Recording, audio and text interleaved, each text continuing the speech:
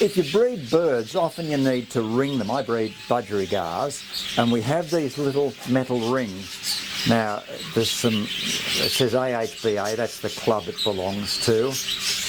2023, and there's the number of the bird, 88. So we're going to put this ring on this budgie. So that's a baby budgie. When the fluff is just starting to open up a bit on them, then they're ready to be rung. So you put them on their back. Now the way I do it, and there's a million ways you can probably do this, but first of all I always check it's up the right way. I always ring their right leg just for me.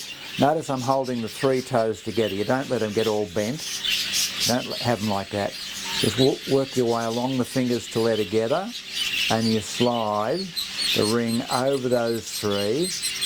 Grab them, then the last one, the 4th toe, you pull that out, and that bird is now rung for life. As it gets older, the ring can't come off. I could take it off now, I wouldn't, but that is how you ring a little baby budgie. I'll put him back. Now that's number 88, so I have 2 reference systems. First of all, I have my register of rings here, so against 88 there I will put 14.